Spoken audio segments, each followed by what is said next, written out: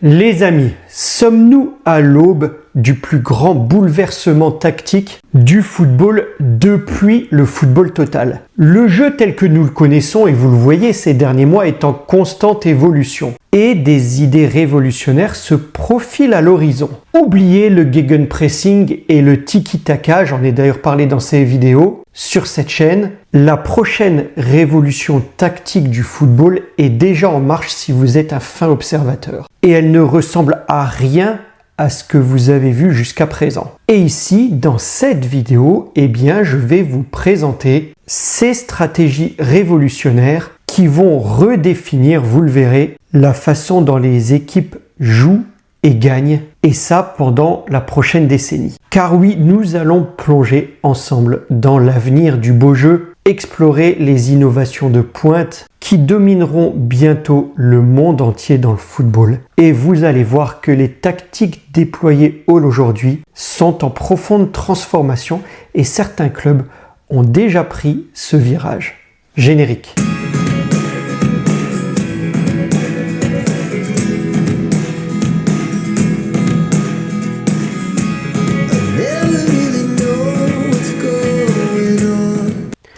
Bonjour les amis et bienvenue dans cette nouvelle vidéo où nous allons parler de tactiques et des tactiques avancées qui sont utilisées aujourd'hui par certains clubs très en avance sur leur époque. C'est parti. Le football a toujours été un jeu d'équilibre entre contrôle et chaos, entre structure et liberté. Mais aujourd'hui, cet équilibre vacille. Le paysage tactique mondial ressemble à des sables mouvants. Rien ne tient longtemps, tout bouge. Tout s'adapte, tout se réinvente. Il y a 10 ans, la possession était reine. Guardiola et ses disciples dictaient le tempo, étouffant l'adversaire par une avalanche de passes. Il a dû s'adapter. Puis Klopp est arrivé et le football a été une explosion d'énergie. Pressing, transition, verticalité, des choses qui sont encore utilisées aujourd'hui. Mais ça, c'était deux philosophies opposées et qui se sont épuisées. Aujourd'hui, la possession totale et le gegenpressing se neutralisent. Oui, les défenses savent s'organiser, les équipes savent s'adapter et ont appris de ces tactiques. On arrive à une impasse tactique. Et c'est précisément dans ces moments-là, quand tout semble figé, que le football change de peau. Ce duel entre jeu de position et jeu direct, c'est l'histoire de ces 10 dernières années. Guardiola contre Klopp, Arteta contre Ancelotti, Xavi contre Simeone. Mais la vérité, c'est que ces deux styles se sont épuisés. Ils ont atteint leurs limites. Le jeu de position, trop codifié, finit par devenir prévisible. Le jeu direct, trop énergivore, finit par s'user face à des blocs bas de plus en plus organisés. Résultat, le football d'élite se joue désormais dans des marges infimes. Quelques mètres d'espace, un timing de course, une lecture anticipée. Le foot est devenu un jeu d'ajustement microscopique. Et pendant que les tactiques s'équilibraient, un autre terrain a explosé, celui des données. Aujourd'hui, chaque sprint, chaque passe, chaque micro-mouvement est enregistré, analysé, modélisé. Les clubs savent désormais que certaines zones de pressing sont statistiquement plus rentables, par exemple, que certaines courses génèrent plus d'occasions que d'autres. Et avec l'intelligence artificielle, on découvre même ce qu'on ne savait pas qu'on ne savait pas. Comme les XG par exemple, données qu'on entend aujourd'hui à peu près partout et qui est analysée par tous les clubs. Vous aussi, vous avez entendu cette statistique XG depuis quelque temps. Vous êtes pour, vous êtes contre en tous les cas aujourd'hui. Elle fait partie du quotidien des analystes. L'IA est en train de redéfinir ce qu'on pourrait appeler une bonne idée du jeu. Mais la donnée seule ne change rien sans les joueurs pour la traduire. Et là aussi, le football a muté. Les joueurs modernes, vous le voyez, sont des athlètes totaux, capables de presser, de relancer, de se repositionner en une fraction de seconde. Regardez Kane, capable de se placer en premier relanceur, d'orchestrer le jeu et de finir en marquant des buts. Masterclass comme ici en Champions. Regardez Szoboszlai, capable d'être très bon en arrière droit comme en milieu offensif. Regardez Mayulu, arrière, milieu, attaquant, on ne sait même pas où il joue. Des profils capables de jouer 3 rôles en un seul. Le joueur d'aujourd'hui, c'est un couteau suisse sous stéroïdes tactiques. Le résultat? Eh bien, les entraîneurs peuvent désormais repenser totalement leur rôle sans être limités par les profils physiques ou techniques. Évidemment, il faut les joueurs pour. Mais regardez bien le foot aujourd'hui, il n'est plus figé, il devient liquide. Et le football liquide, c'est un terme qui est aujourd'hui employé par beaucoup de personnes. Vous le voyez sur l'équipe, vous le voyez sur d'autres youtubeurs qui l'utilisent souvent comme Willou. C'est ça le foot aujourd'hui, les rôles s'effacent, les lignes se brouillent, les formations deviennent mouvantes et si vous ne suivez pas ça, vous allez être à la ramasse et vous l'êtes déjà pour certains clubs. Bienvenue dans la prochaine ère, celle du chaos fluide. Eh oui les amis, pendant des années, on nous a appris quoi? On nous a appris qu'au football, il y avait des lignes. Une défense, un milieu, une attaque. Mais petit à petit, ces lignes se sont brouillées. Ce qu'on appelle aujourd'hui le chaos fluide, c'est cette idée que le football ne se joue plus par position, mais par intention. Ce n'est plus où tu es qui compte, c'est ce que tu y fais quand tu y es. Et ce glissement est en train de redessiner le football moderne. Le défenseur qui attaque, l'ailier qui défend, le neuf qui organise le jeu, ces profils qu'on appelait autrefois atypiques, eh bien, tendent à devenir la norme. Regardez John Stones à Manchester City, défenseur central sur la feuille de match, milieu de terrain en phase offensive. Cancelo, capable d'entrer dans le cœur du jeu depuis le couloir et ce n'est certainement pas le seul, ça a peut-être été l'un des premiers. Alexander Arnold, qui est capable d'être créateur axial, alors que normalement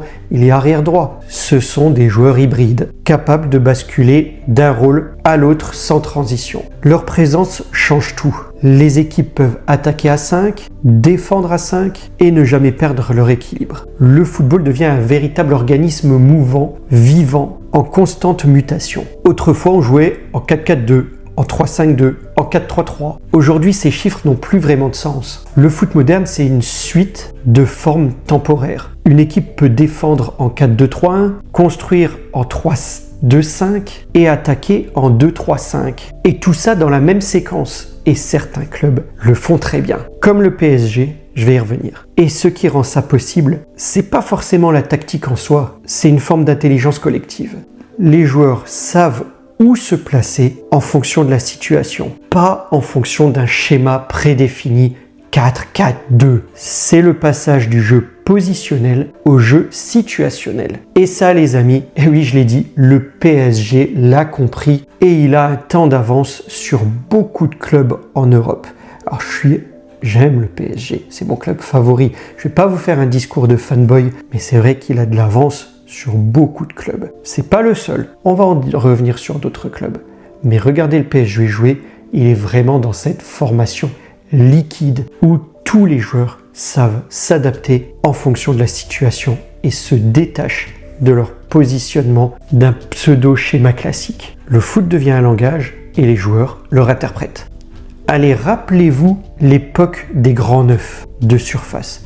Drogba, Ibrahimovic, Mandzukic, ou celle des ailiers de débordement fixés sur la ligne, là vous savez, Waddle pour les plus anciens, même Ribéry Robben dans une certaine manière, un peu moins Robben. Mais ces archétypes sont en voie de disparition. Même Leao récemment, il a changé un peu son jeu avec Milan cette dernière année.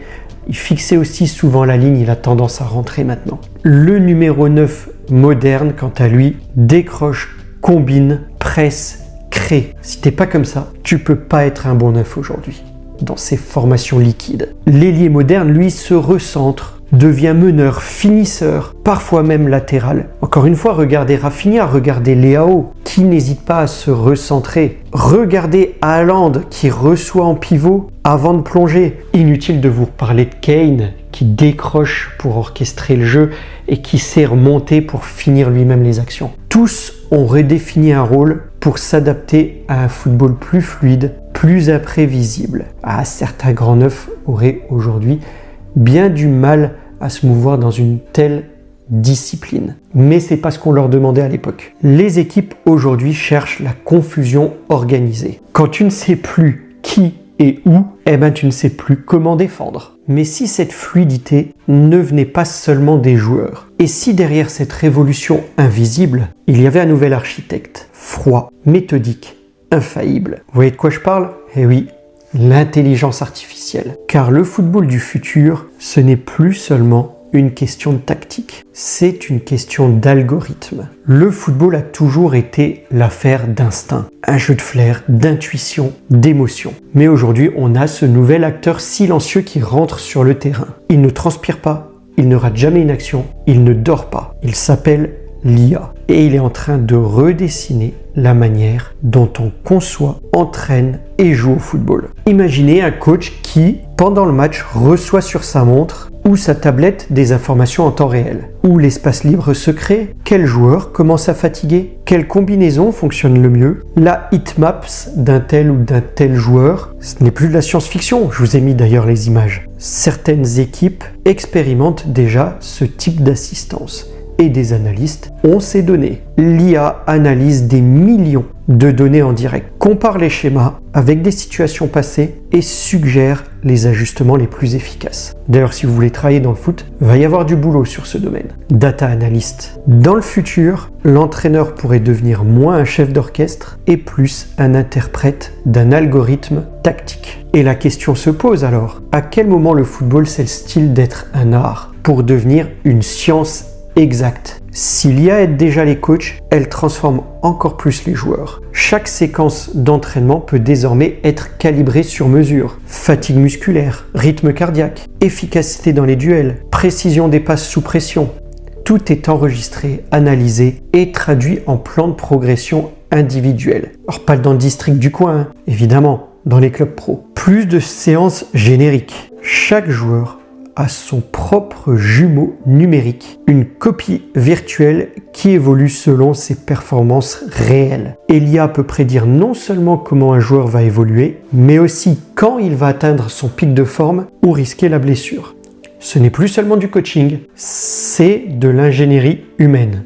Recruter un joueur avant, c'était une question d'œil et d'instinct, ou de recruteurs qui auraient joué à Football Manager. Aujourd'hui, les algorithmes peuvent analyser des milliers de profils inconnus dans des ligues secondaires et détecter celui qui correspond exactement aux besoins d'une équipe. Mais c'est pas tout, l'IA ne se contente plus de dénicher des talents, elle décode aussi l'adversaire. Elle peut identifier les faiblesses structurelles d'un bloc défensif, repérer des séquences à haut risque avant qu'elles ne se produisent et même prédire le prochain mouvement d'un joueur, avec une belle précision. Le foot est en train de passer d'un sport de lecture à un sport d'anticipation algorithmique. Et pendant que ces algorithmes s'imposent, il y a encore une autre bataille qui émerge, plus humain, plus psychologique. Dans le football moderne, il y a la tactique, la formation fluide, liquide, il y a l'IA, mais il y a aussi ce qui se passe sur le banc. Pendant des décennies, le football a glorifié les 11 titulaires. Les héros, c'était eux, ceux qui commençaient le match. Et dans le football moderne, le vrai impact vient souvent de ceux qui le finissent. Le banc de touche, c'est plus seulement un réservoir de remplaçants. C'est un laboratoire tactique.